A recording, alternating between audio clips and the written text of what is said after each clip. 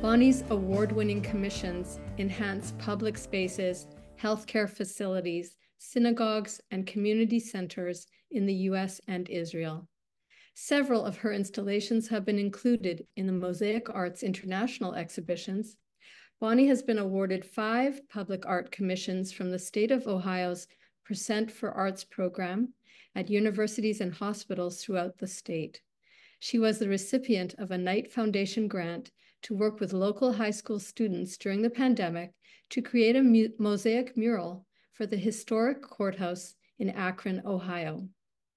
Bonnie has partnered with architects, designers, and fundraising professionals to create public artworks and sacred spaces across North America and Israel. She lives in Akron, Ohio. When I think of Bonnie's work, I think of a symphony. Bonnie's art is the music, but she is also the conductor. She is the one who makes the work happen, not just conceptually, but actually in reality, to create the space for a person to encounter the work in a public environment and to allow it to sing in each environment. Answer some quick questions for us before we get to the work. When you were young, did you want to be an artist? Yes. Yes. Okay. And let me thank you for inviting me. I'm honored to be part of this show. Um, yes, from the time as far back as I can remember, I always loved to paint and draw. And my parents supported that. They found art access for me, art, things that aren't available today to children. They signed me up for classes. And when I was going to apply to college, my father, who is a very smart CPA, said, "You have to make a living with a degree you get from college." So he said, "I don't want you to be a starving artist." And so I enrolled, I was accepted to Carnegie Mellon in the design school instead of painting and sculpture. Aha, but you had your revenge at last in the Yes, end. But yes, so you became a designer. yes. And as a designer, I want to ask you, what is the most special aspect to you about working with a client? What does it bring to your art when you have clients?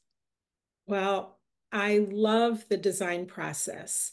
I think of myself as an idea person, and I love all the parameters that go into designing a piece, especially for public art.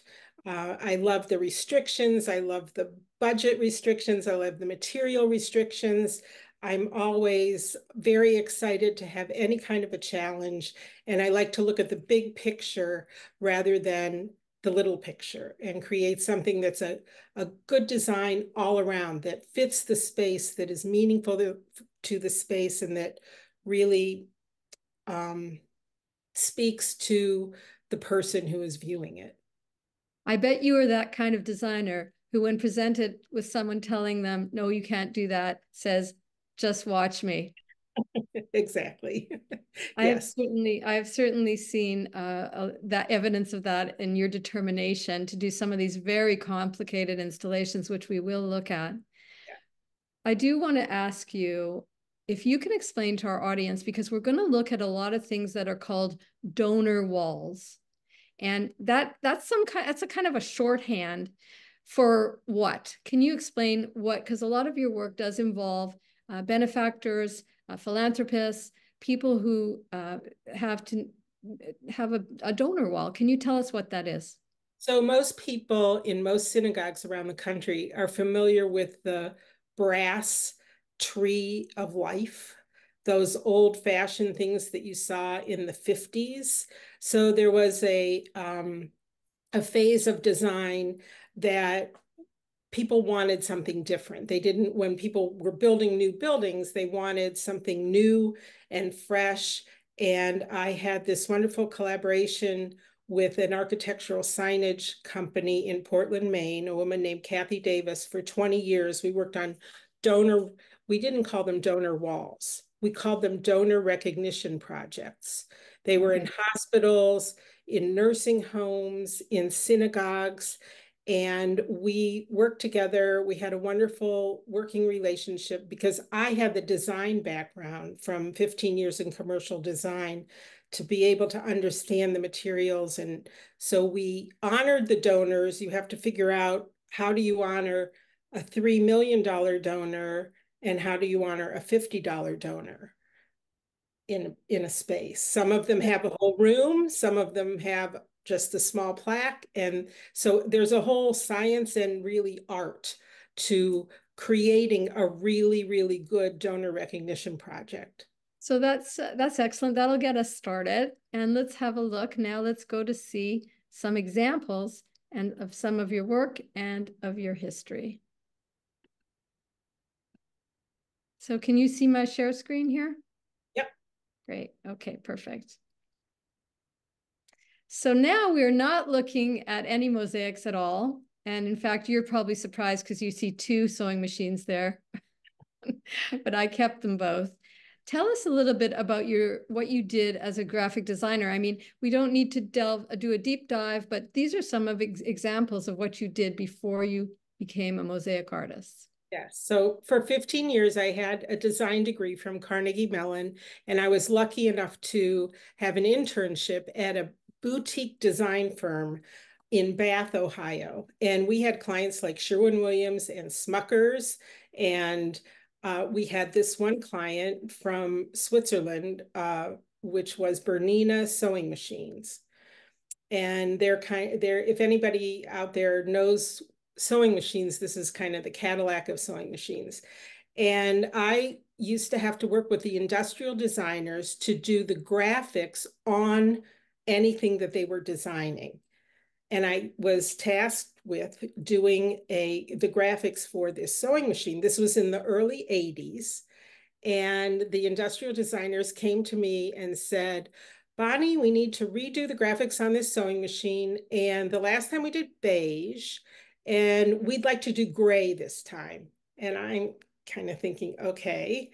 I was low on the totem pole at that point. I worked my way up from an intern to the art director, but this point was very low on the totem pole. And so I did all the gray ones, but I thought to myself, this isn't what I would like. If I owned this sewing machine and I was a woman who created gorgeous quilts and clothing, I would want something that made me feel excited, that made me feel inspired, that made me feel uplifted. And so I took my paintbrush out and did these pastel paintbrush strokes on this sewing machine. And the industrial designers laughed at me, literally laughed at me. I was the only woman designer in the firm. And but my boss said, let's keep it in the presentation. The president of the company was a woman. She flew from Switzerland to Bath, Ohio, and she loved the design of the sewing machine. And And it's timeless. It's something that they're still using, correct? don't know, it isn't something they're still using. I think it's a little bit 80s, but the thing, I was a little bit before my time, because if you go and look at the shelves of kitchen appliances, you can find pink mix masters and bright red mix masters. In the 80s, everything was just stainless steel. Well, So we're going to take, yeah, the we're going to president take, sorry, go ahead. asked to meet me, and then a month later I got a box in the mail of t-shirts and coffee mugs and everything with these paintbrush strokes on it. So I learned a good lesson that took me through all my design career, which was to trust my gut instinct and to really know that a good design can make someone feel something. It's not just a good design to sell a product. This design can make you feel something. Well, I think that it absolutely speaks to who could be using it. And that leads us into some of where you went from there, because I know that research has been a big part of your work.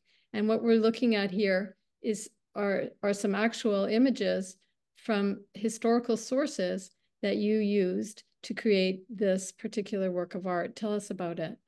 So when I left the design firm after 15 years, I started freelancing and I enrolled in the University of Akron ceramics department. And I developed my own kind of alphabet of ancient images and images that were significant and symbolic in Judaism. So the top left image, in telling the story of Jonah, which is the piece on the right, the top left image is actually a carving from Assyria.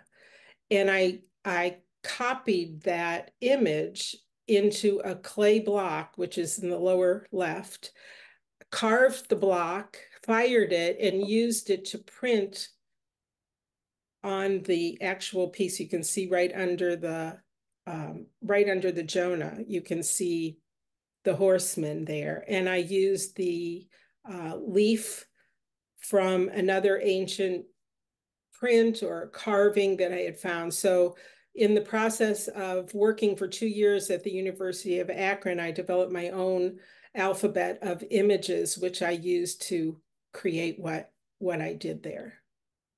And in these pieces as well, you can see your own library of language that you've created. But tell us about the text that we're seeing there. So a lot of these pieces were based on Torah text. And this one on the left is the Song of Songs. Um, and I used ancient images of the palm tree, of the sun and the moon, and especially the water was something that I repeated again and again on Judaica pieces that I created. These two are 24-inch by 24-inch wall pieces. And then the right is, of course, Noah's Ark, and it's the text from the Torah that talks about the flood and Noah's Ark. And how do you get that text on there? I use a glaze mixed with clay, and while it's wet, I calligraph with a pin tool or some other kind of tool. I calligraph it right into the wet clay and glaze, and then it's fired. These are fired each tile probably 3 or 4 or 5 times, and then when I am happy with the color, then I use a gold leaf, 24 karat gold leaf that's also fired on. Beautiful. I love your handwriting. It gives it such a personal feeling and makes it come alive. Now we've come to a piece that was kind of pivotal in your career. Tell us about this Seder plate. So this Seder plate was inspired by the little picture on the left, a tiered Seder plate that was made in the Holocaust at the Terezin concentration camp. And I just thought it was so beautiful that they made this out of such simple materials. And I created a tiered Seder plate, a Seder box. The top lifts off. There's a poem calligraphed in the bottom of it from children that was written by children from Terezin. And I use the symbols, the hands of God, the parting the Red Sea. You can see at the top, it's actually the bottom, but the top where the pictures of the slaves and the bricks, those are all inspired by ancient images. And the competition was at the Spertus Museum in Chicago, and I was chosen as a finalist. And the presentation was the same weekend as my younger son's bar mitzvah. So that's why his picture is in there. And that's the spice box and Kiddush cup that I made for him for his bar mitzvah. Beautiful. A beautiful story. And now we're going to see something that took place because of that. Is that correct? That was inspired from that. Right. So I had only up to this point in my career worked on Judaica pieces. I had things in galleries all over the country, and my son designed a website for me.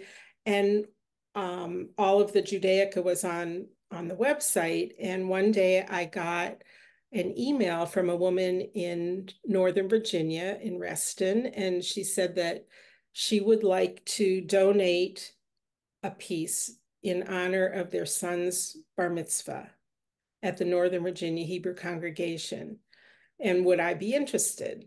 Well, this was a real challenge for me because up until now, like the Jonah piece is about 28 by 36 inches, and this piece is 8 feet wide, I think, or maybe 10 feet wide. I'm not sure. But I wanted the challenge. I thought it was a beautiful idea. We talked on the phone. I was able to do an artist in residence program at the synagogue with the bar mitzvah boy and his class. I studied his Torah portion to come up with the concept for the whole thing. And it was Shalach Lacha. And if you look closely at the bottom of these of this piece, I did a lesson on the tying of the tzitzit with the bar mitzvah class. You can see the top left picture is one of the boys. We took the tzitzit and we pressed them into wet clay. I brought all the tiles home, fired them, and then put them in the piece that was then hung in, still is in the Northern Virginia Hebrew congregation. And it was just, it opened up a whole new avenue for me of being able to do this on walls. The quote, how precious is your care, O God. Mortals take shelter under your wings, is one of the prayers that is in the prayer book right after the prayer for putting on the tallis. And so begins a relationship with large space installations. And that Yes. takes us to the first what do you call it, donor recognition wall that we're going to look at today. Yeah, so this piece wasn't actually the first, but it was I got this commission because I had done a donor recognition project at the Reform Temple in Akron, Ohio. And the doctor who was head of the palliative care unit at this hospital loved that wall and asked me if I would be interested in doing a wall for the hospital. And I did. So also partnering with Kathy Davis from Welch Architectural Signage Company, I try to create a wall that has a bold design from far away and draws people in to see all the details. Here you can see it, actually, the scale of it and some of the details. But interestingly, tell us what this is. So there's a real rush of excitement when I get a commission and I start doing sketches and I start doing sample boards. And then I realize, how am I going to do this? How am I going to make this little 11 by 14 sketch into this 16 or 18-foot wall? And that's the trick. That's the tricky part. That's my sketch that I presented. The idea, it's right off of the elevator. And I've had people come up to me and say, you know, my mother or a loved one was in the palliative care unit at the hospital, and we'd put her in a wheelchair and she just wanted to come and touch the wall or look at the wall and see the wall. And that's a very gratifying, I mean, there isn't anything that anybody could do that would be better than that, comments like that. Well, I can see that.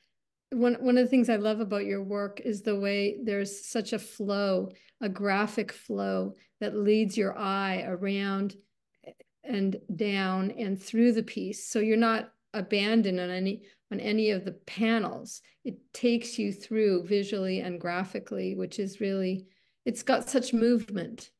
Thank you. Thank you. Now So, this, go ahead, sorry. no, you go ahead.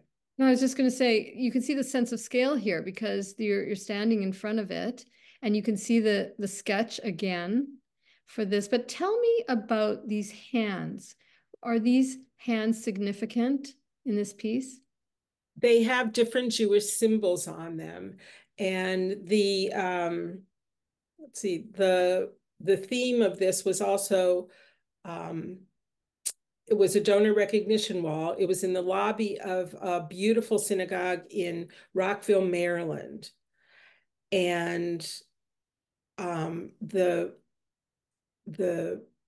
I can't see exactly where because my screen is covered with our pictures. Let me move it over here.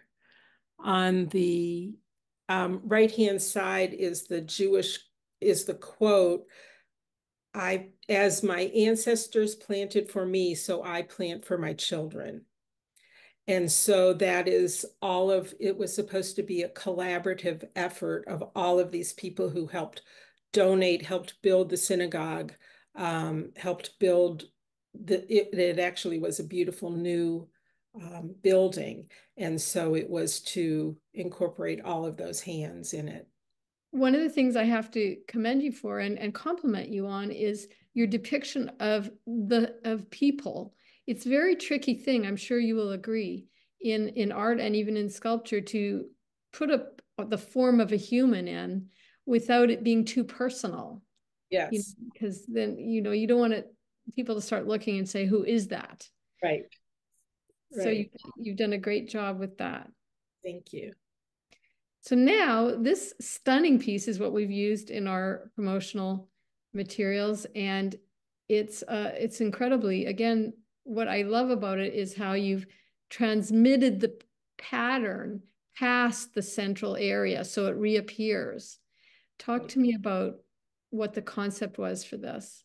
So this was the thing that my partnership with the architectural signage company was so collaborative and so helpful to me in coming up with a design because we worked with an architect for this one. It's at Temple Beth Shalom in uh, Cherry Hill, New Jersey.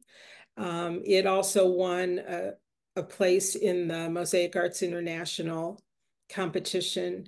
And I we collaborated with the architect and with Kathy Davis on what the material was going to be for the plaques. All of these plaques on either side are donors.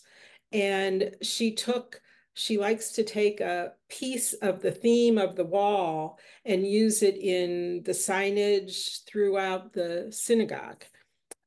So it's important. Okay, so this is the sketch.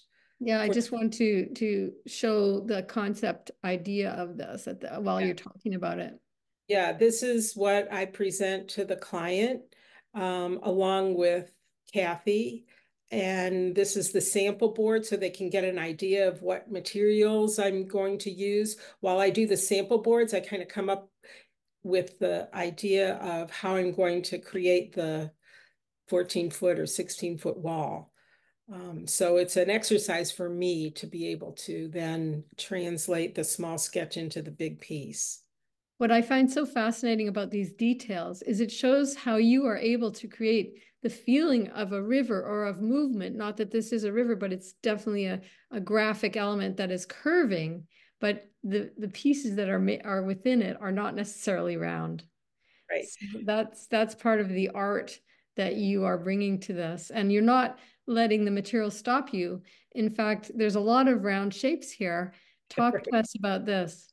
So this was one of my most favorite projects. It was the Adler Aphasia Center in Maywood, New Jersey, also a collaboration between Kathy Davis and her company and me. She brought me the project for a donor recognition project for this center. And if people don't know what aphasia is, it's a brain disorder that it you can't talk, you can't form words to different varying degrees. Usually it's from a stroke, sometimes it's from a brain trauma. Um, People of all ages come to this center and do therapy. And they wanted to do a donor recognition project. So I came up with this idea. The theme is a journey of 1,000 miles begins with one single step. And every one of those flowers that you see, the flower motifs were all made by people with aphasia at the center. I did a 3-day workshop with coming up with the idea for the workshop, working with their occupational therapists, their speech therapists. Most people only had use of one hand. So it was challenging, but on my website, there's a whole video of how this was done and just the enthusiasm and joy it brought to all of the clients that attend this incredible center. And the top right, you can kind of see how Kathy and I work together, how the plaques have to fit into the mosaic that I designed. So her company would build the frames for the plaques and also the mosaics. Well, it certainly brings joy just to even look at it. And it's exploding with color, as is so much of your work.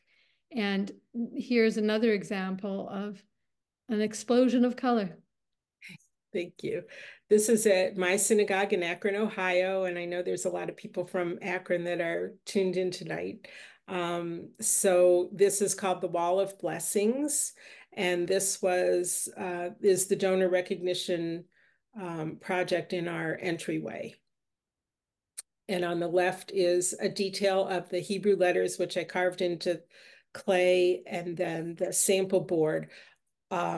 Congregants helped create the leaves and the flowers from press molds, just like I did in the very beginning, the pieces that you saw, the Jonah piece, I made press molds and stamps for the congregants to use. Well, they're very lucky to have you because this is the sanctuary, correct? In that same shul. Right. So Tell, this is 13 years ago, and we were, at the time anyway, the only synagogue that actually shares a space with the JCC in the country. And we moved, like many synagogues have had to been forced to move from a 35,000 square foot building to a much smaller space. And we had these magnificent stained glass windows that everyone wanted to bring with us. We did, but we had to take off the bottom panel of the stained glass windows. It didn't really affect the design very much. But what I knew that because the room was small, that the arc wall had to be just this elegant, understated piece. And the little pieces of color that you see on the left, those are pieces of glass from our original stained glass windows, which I incorporated into that design. so you've brought a bit of history into the new piece, so to carry it forward. And it creates a shimmering effect, really. Yeah, Probably difficult to capture by camera. I've had several professional photographers take pictures of it, and I will tell you that there's hardly a time that I'm at services, and I'm at services quite a bit, and there's hardly a time when someone doesn't come up to me and say, "I really love that wall." Well, So it's it, something that you can contemplate. It would really lift you up, I could see, if I was sitting there.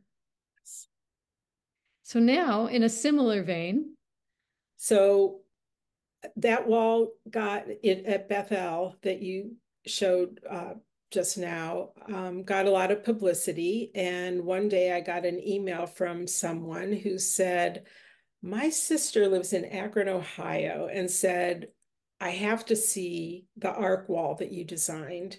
And she was from Erie, Pennsylvania, congregation Anshe Chesed in Erie. And they had exactly the same situation that we had. They had an older building with a lot of beautiful things, a beautiful stained glass, and they were building a new, much smaller building. And they asked if I could create something for this new space. And and this, it's an incredible play on a concept because in a way it looks like a drape that's being pulled aside. Was that part of your thinking?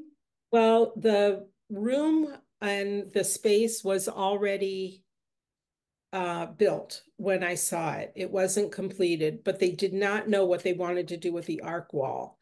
And it was a very unusual room in that instead of being lofty, where you want to kind of see an arc wall be uplifting, this arc wall, the taller part of the room was in the back of the room and it came down to the arc. So it was almost like a tent. So I used the words Ufros alecha sukat shlemecha as the theme for the design. It's a shin, um, which is the word for Shaddai, and it's the Hebrew is translated to spread over us the shelter of your peace.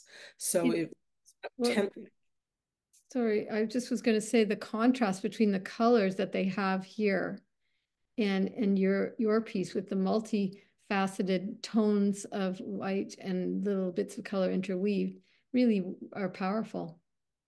it's a very beautiful space, and it's the best compliment people give me is it looks like it's always been there. And Yes. I think then I've done my job well, if they can say that.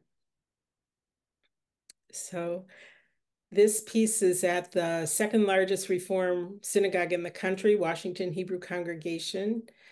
And this beautiful girl standing next to me in that picture is the daughter of the rabbi who married my husband and I 49 years ago. She was looking for someone to do a donor recognition project, and she saw the picture of Bethel, the donor wall, and she recognized the names and she thought, wait a minute, I know all these names. Who is this person? And she contacted me, and I did this project for, she was the endowment director at the synagogue at the time. And this was their Tikkun Olam Values Center, where they do all kinds of outreach programming. And as you can see, again, I try to take the whole space into consideration. There were glass doors. We had the graphics go right over the glass doors and kind of integrate it so it doesn't look like a donor wall that is a typical donor wall. So I'm going to move now to something that you did during the pandemic. I don't want to dwell on it too long because I have so many more beautiful spaces that you've done. But just in a few words, what did you do during COVID? I worked on several projects. I was really lucky to be very busy, and I could be working. This was a Zoom project that I did with our congregation called Hands of Hope. And we ended up, there were 36 participants in the Zoom class. I fell off my bike the day before it and did it all with a broken arm, broken wrist. We took all of the pictures and created New Year's cards and greeting cards from all the hands. So from the same kit that I designed, all these beautiful mosaic hands came out of that. It was really Beautiful. a very special project. Now, this is a stairwell in a public place. And so that was challenging in and of itself. What is the story behind Steps to Success? So this was the very first Percent for Arts project that I applied for. A Percent for Arts is a program that's in about 27 states all over the United States. And it's very competitive to get these commissions. You have to send in your slides and your artist statement, and they pick 3 finalists. Those finalists get to tour the facility, meet with a committee, and then you get 6 weeks to make a presentation. The budget is set, everything is set. You have 45 minutes. You don't get to see what the other people do. And I was chosen. This was the very first commission I got from the Ohio Arts Council. So, I'm sorry, and I'm moving us to another incredible space only because there are so many great stories, and I want to make sure we see this one, see the okay. difference and be the difference. So this was at the Bowling Green State University College of Health and Human Services, and it's in the lobby of the building. It was over 18 feet long just on this piece, and it wraps around the corner.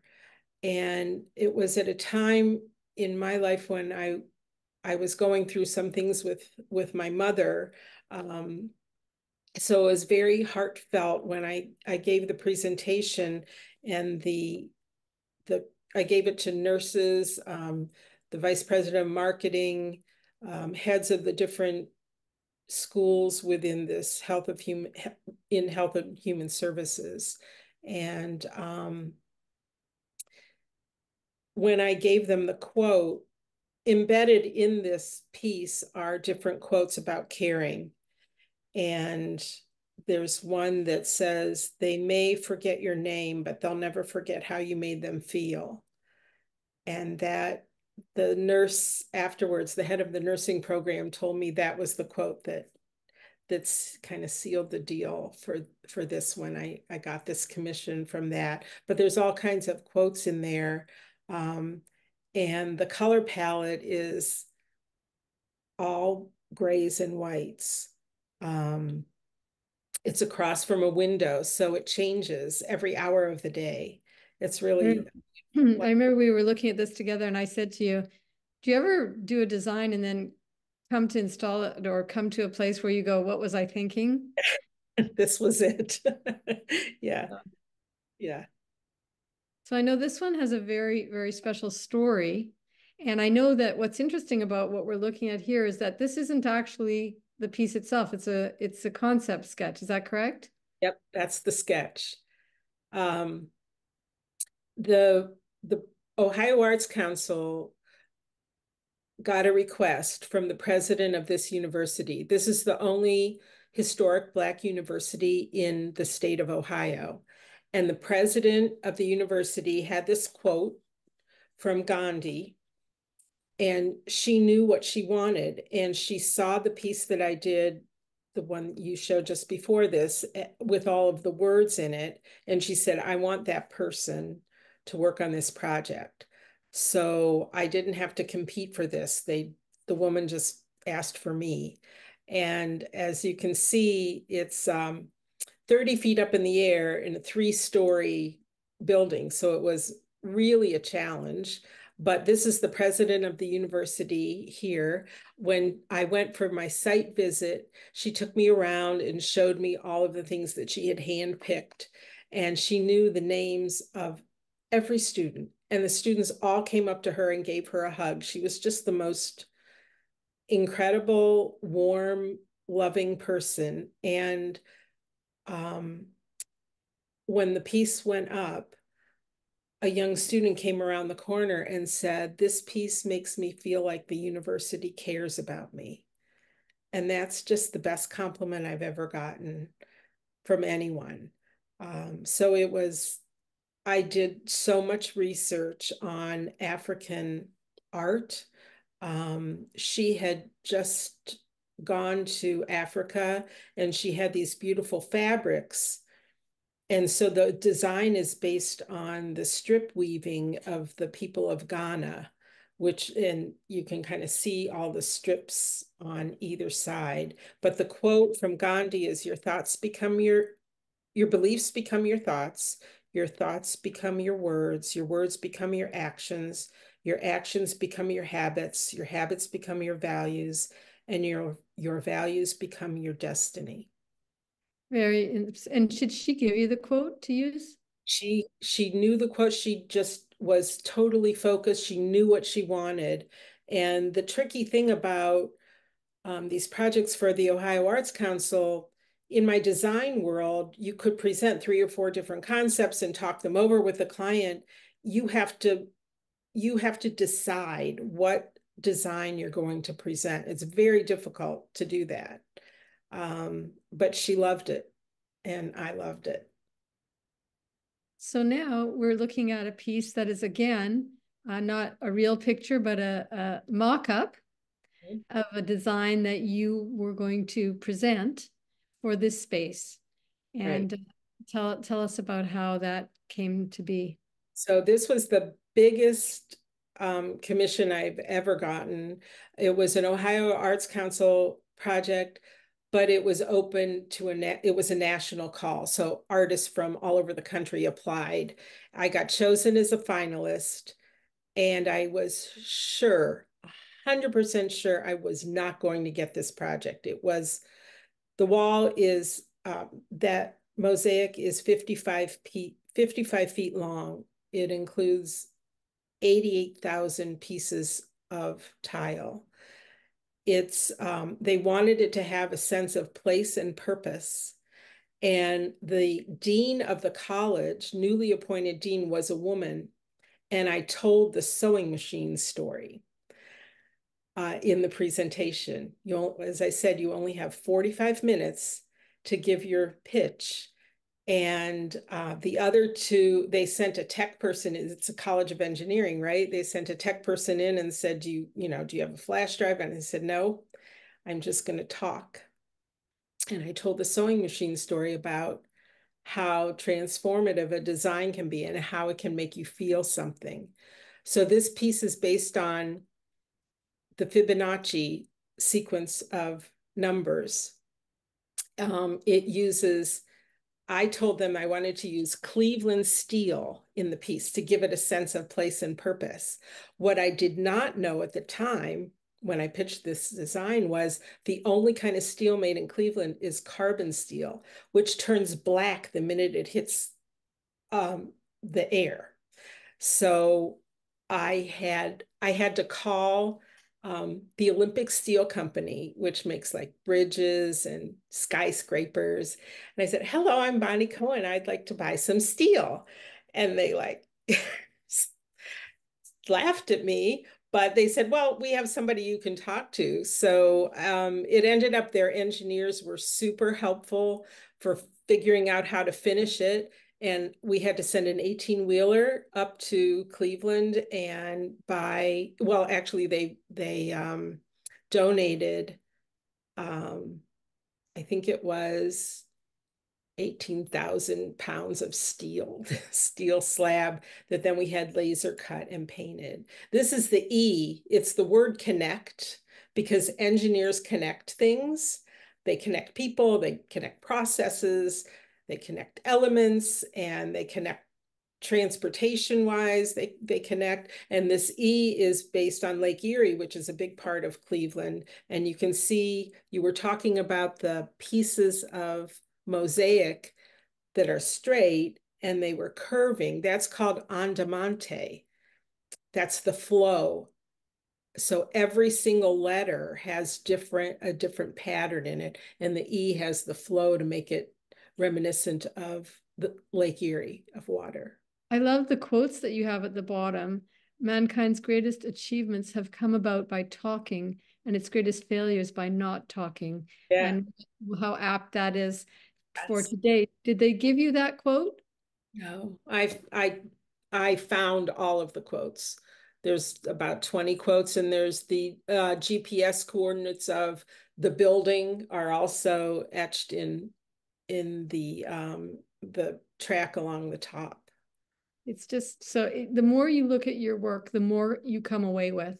It's got that much depth. You could stand there and you perceive it on a certain level. Of course, it's color, its form, its line, its rhythm. But when you stand back, you perceive some of that, and then you come closer, and then you perceive the texture. So it's really, that's what I said about a symphony. It's really operating on a lot of different levels, which Thank, makes your work so astounding and amazing. And thank now you. we come, I believe, finally to the courthouse. Tell us Yeah. the story of this building. So this was a pandemic project. It was a Knight Foundation grant and also personal personal donations that funded it. And the judge of the probate court asked me to do this project. She had seen the wall that I did for Bethel Congregation in Akron. Um, so they asked me to collaborate with three different high school art classes, different locations. But I had to come up with the idea, and it's a very long, dark hallway. When she showed me the wall, I was worried because it was very dark, very long hallway. And I came up with the idea of using the trillium flower because that's the state wildflower of Ohio. And I used the words of Amanda Gorman's poem, The Hill We Climb. The new dawn blooms as we free it, for there's always light if only we're brave enough to see it, if only we're brave enough to be it.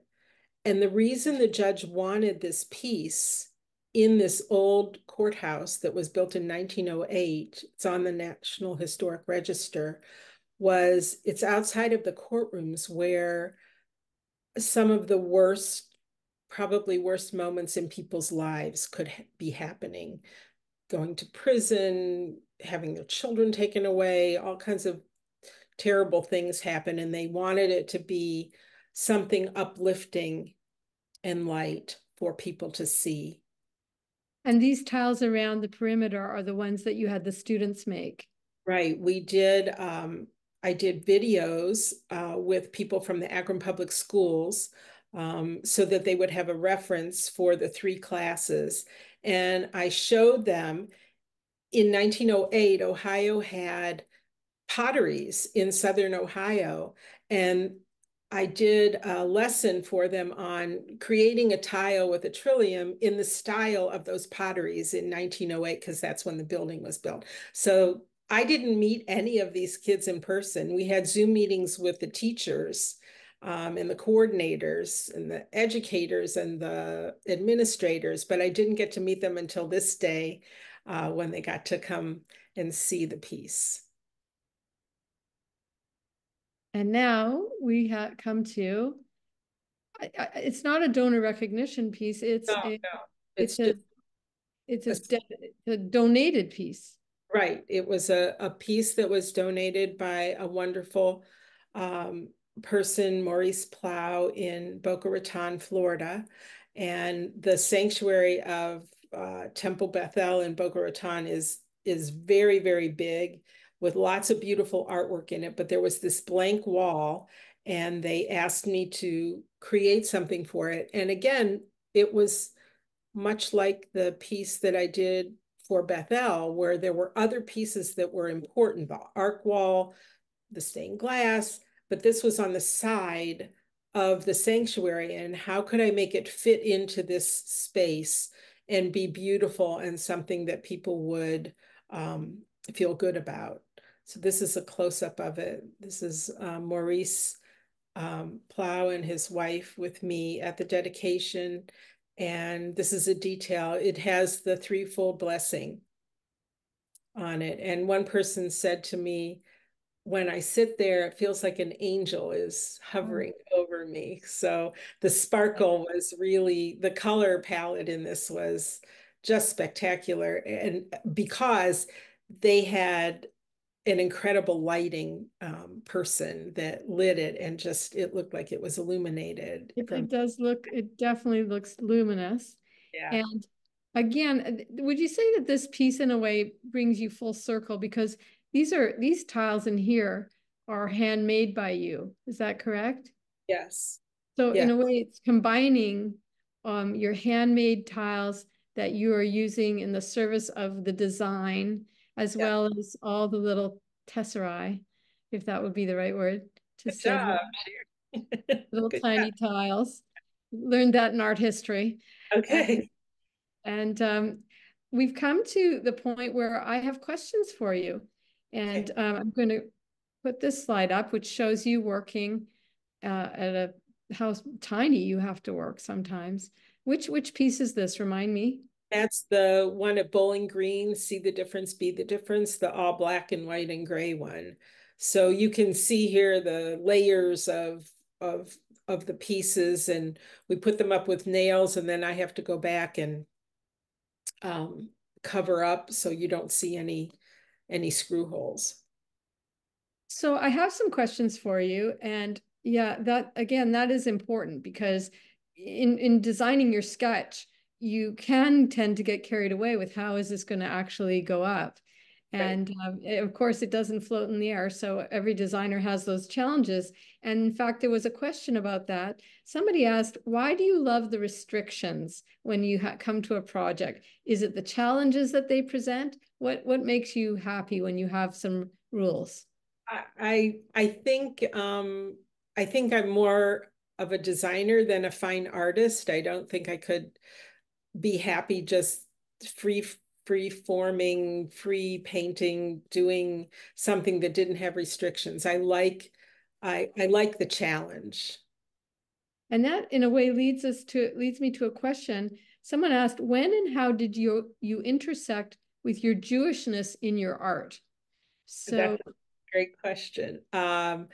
When I went to the University of Akron and started doing things that were sold in galleries, the Rebbitzin at our synagogue came to me and said, "We're holding a sisterhood convention. Have you ever done Judaica?" So I said no, but that's interesting. So I started that whole path, really. and you bring it to everything that you do because when you you inscribe Hebrew in there, do you actually know the letters? Can you read Hebrew? Oh yeah, Oh, yes. okay then. There was a question about the what was the materials of the Seder plate from Terezin made out of? Um, the Seder plate from Terrazin or my Seder plate? No, the old one. It was wood and cloth, just wood and cloth. So there was a question about, do you still do ceramic pieces? No. No. I've I do mosaics now, and I have a lot of tiles, as you could well imagine, from a lot of these pieces, but I'm not doing any more ceramics, no. There's a question about syncopations. What kind of backing do you use to be strong enough to hold onto the wall? I imagine these pieces are very heavy, says someone in the audience. How is it attached to the wall to be secure? So when I do a sketch, it then goes to the installers. They put it all on a CAD program, and they design how the piece is going to fit together and how many layers I need. So a lot of times the screws are in bottom layers first, and then they add layers on top of it. Many of those pieces have maybe 30 or 40 pieces total to make the one design. It's complicated. And because not only that, the question occurs to me when you have a piece that is built on. So as we're seeing in this piece, there's a piece that's very proud from the wall behind it. How is it how is it secured in that way? Is there a space behind it, or is it sitting on backing layers? They're on backing layers, and I have to mosaic up to the edge. All the tiles have edges you can see along that colored bar. They cut and make the frames for the tile. None of the tile has a loose edge because people could cut themselves on it. Okay, there's a question about the New Dawn blooms. It says it looks to be very different style than your abstract pieces, yet the pieces around the edges go back to the first pieces where we saw you have different hieroglyphic or pictograph stuff surrounding it. Would that be a correct observation? In a way, the end goes back to the beginning. A little bit. I don't think I have one style. A lot of well, you didn't see everything, but a lot of the early pieces were very not very abstract. But the kids did all the border tiles.